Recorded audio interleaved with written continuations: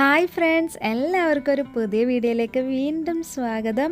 അപ്പോൾ ഇന്ന് ഞാൻ വന്നേക്കുന്നത് ചോറിൻ്റെ കൂടെ കഴിക്കാൻ പറ്റിയ നല്ല ടേസ്റ്റി ആയിട്ടുള്ളൊരു കറി ആയിട്ടാണ്. ഇത് നമ്മൾ ഉണ്ടാക്കിയിട്ടുള്ളത് ചേമ്പ് വെച്ചിട്ടാണ് കേട്ടോ. അപ്പോൾ അതെങ്ങനെ നമുക്ക് തയ്യാറാക്കാൻ നോക്കാം. എൻ്റെ ചാനൽ ആദ്യമായിട്ട് കാണുന്നവർ ഒന്ന് സബ്സ്ക്രൈബ് ചെയ്ത് സപ്പോർട്ട് ചെയ്യാം കേട്ടോ. ഈ ഒരു കറി ഉണ്ടാക്കാനായിട്ട് ഞാനിവിടെ ചേമ്പ് കട്ട് ചെയ്ത് എടുത്തിട്ടുണ്ട്. അതൊരു 2 കപ്പോളം എടുത്തിട്ടുണ്ട് കേട്ടോ. അതിലോട്ട് നമുക്ക് വെള്ളം ഒഴിച്ച് കൊടുക്കുക. ചേമ്പിൻ്റെ മുകളിലായിട്ട് വെള്ളം നിൽക്കണം, കാരണം ചേമ്പൊക്കെ വേഗത്തിൽ അടി പിടിക്കും. ഇനി ആവശ്യത്തിന് ഉപ്പ് ചേർത്ത് കൊടുക്കുക. ഒരു 1/2 ടേബിൾ സ്പൂണോളം മഞ്ഞൾപ്പൊടി ചേർത്ത് കൊടുക്കുക. ഞാൻ എപ്പോഴും ഈ ഒരു കറിക്ക് മഞ്ഞൾപ്പൊടി കൂടുതൽ ചേർത്ത് കൊടുക്കും. ഇനി കുറച്ച് കറിവേപ്പിലയും കൂടിയും ചേർത്ത് കൊടുക്കുക. 2 പച്ചമുളകും ചേർത്ത് കൊടുക്കുക കേട്ടോ. എരിവുള്ളത് ആയതുകൊണ്ടാണ് ഞാൻ 2 എണ്ണം ചേർത്തിട്ടുള്ളത്. ഇനി ഇതെല്ലാം കൊണ്ട് നമുക്കൊന്ന് മിക്സ് ചെയ്ത് കൊടുക്കുക. അതിനുശേഷം നമുക്ക് ഫ്ലെയിം ഓൺ ചെയ്ത് ഇതൊന്ന് വേവിച്ചെടുക്കണം.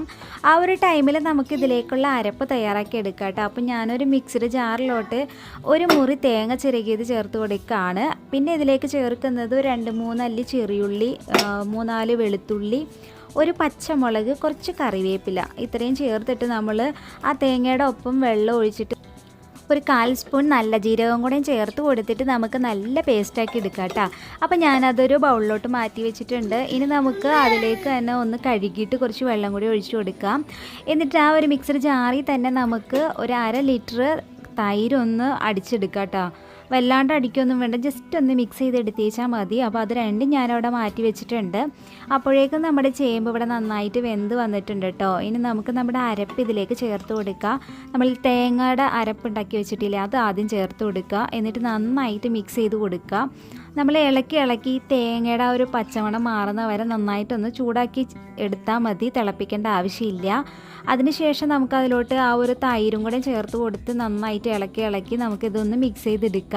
തൈരിൽ നന്നായിട്ടൊന്ന് ചൂടായേച്ചാൽ മതി കേട്ടോ, തിളപ്പിക്കരുത്, നമ്മുടെ കറി പിരിഞ്ഞു പോകും. അപ്പോൾ ഈ ഒരു കൺസിസ്റ്റൻസിയിലാണ് ഞാൻ എടുക്കുന്നത്. കാരണം എന്നാന്ന് വെച്ചാൽ നമ്മൾ തയ്യാറാക്കുന്നത് ചട്ടിയിലായതുകൊണ്ട് തന്നെ കുറച്ച് കഴിയുമ്പോൾ നന്നായിട്ട് കുറുകി കറി വരും കേട്ടോ. അപ്പോൾ കുറച്ച് ലൂസിന് വേണം നമ്മൾ ചട്ടിയിൽ ഉണ്ടാക്കുമ്പോൾ എടുക്കാനായിട്ട്. പിന്നെ അതുപോലെ തന്നെ മോര് കറിക്ക് അത്യാവശ്യം നല്ലോണം ഉപ്പ് ചേർക്കണം. എത്ര ഉപ്പ് ചേർത്താലും നമ്മൾ കറി കൂട്ടുന്ന സമയത്ത് ഉപ്പ് കുറവായിരിക്കും. ഇനി നമുക്ക് അതിലോട്ട് വറവിടാം കേട്ടോ. അപ്പോൾ ഞാനിവിടെ വെളിച്ചെണ്ണ ഒഴിച്ചു കൊടുത്തു, കടുക് പൊട്ടിച്ചു, അതുപോലെ തന്നെ 1 സ്പൂൺ ഉലുവയും ചേർത്ത് പൊട്ടിച്ചു. ഇനി കറിവേപ്പില, 2-3 വറ്റൽമുളക്, ഏറ്റവും ലാസ്റ്റായിട്ട് നമ്മൾ കുറച്ച് മുളക് പൊടി, അതൊരു കളറിന് വേണ്ടിയിട്ട് മാത്രമാണ് നമ്മൾ ചേർക്കുന്നത്. ഇതെല്ലാം കൂടി നമുക്ക് നമ്മുടെ കറിയിലേക്ക് ചേർത്ത് കൊടുക്കാം കേട്ടോ. അപ്പോൾ ഞാൻ മോര് കറി ഉണ്ടാക്കുന്ന ടൈമിൽ മുളക് പൊടി നേരത്തെ ചേർക്കാറില്ല കേട്ടോ, ഇതുപോലെ ചൂടാക്കിയിട്ടാണ് ചേർക്കുന്നത്. അപ്പോൾ നല്ല ടേസ്റ്റി ആയിട്ടുള്ള ചേമ്പ് കറി നമ്മുടെ റെഡി ആയിട്ടുണ്ട്. ഇതുപോലെ ട്രൈ ചെയ്ത് നോക്കിയിട്ടില്ലെങ്കിൽ തീർച്ചയായിട്ടും ട്രൈ ചെയ്ത് നോക്കണം, കാരണം ഭയങ്കര ടേസ്റ്റിയാണ്.